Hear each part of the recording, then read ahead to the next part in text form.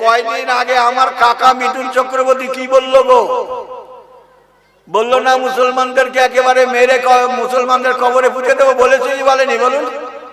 হ্যাঁ বলেছে। তাহলে কি কারণে বললো গো? মুসলমানের অবদান গুলো ভুলে গেল? যে সময় কলকাতা থেকে বোম্বে চলে গেল মিঠুন, থাকার জায়গা ছিল না, খাবার জায়গা ছিল না, পার্কে থাকতেন, ফুটপাতে শুয়েছেন, গ্যারেজে শুয়েছেন। তখনকার যুগে মেহমুদ নামে একজন আদিত ছিল মুসলিম, তাকে সেই রাস্তার থেকে তুলে নিয়ে গিয়ে আর সুপারস্টারের জায়গায় তোমাকে পৌঁছে দিয়েছে। এক্ষুনি ভুলে গেলে তুমি?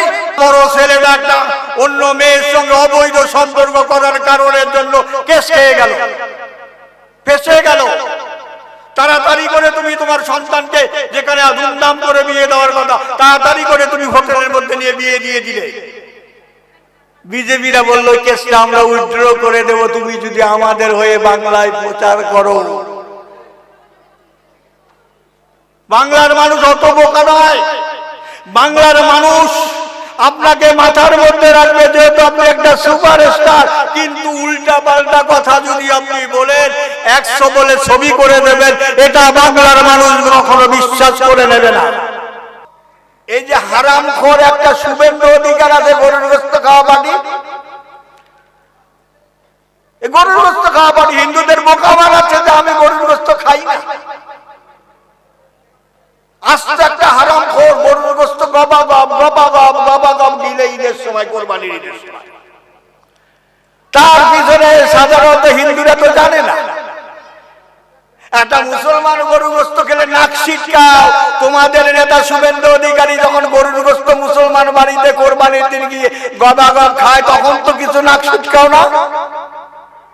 আমাকে দেখে রাস্তা দিয়ে চললে কেউ আমাকে হিন্দুর ছেলে বলবে গো? আপনি সত্য করে বলেন, বলবে? কারো ক্ষমতা নেই বলার। তাহলে আমার জিন্দেগিটা পরিবর্তন হয়েছে।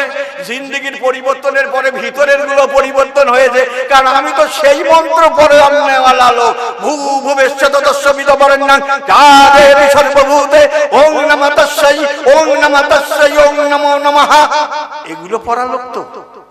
তো সেই লোকটাকে যদি আল্লাহ কলমা শরীফ পড়িয়ে যদি দিনের রাস্তায় এনে মুসলমান করে ছেড়ে দিতে পারে, তাহলে আপনি আমি চুলোপুটি কি করতে? এর জন্যই বলছি, ধর্ম আপনাকে আমাকে জেনে নিতে হবে। কারো কথায় কোনো গুজবে কান দেওয়া যাবে না। হিন্দু মুসলমান সমস্ত জাতিকে বলতেছি, কার সঙ্গে খেলতে গেলে বারবার করে বলেছি,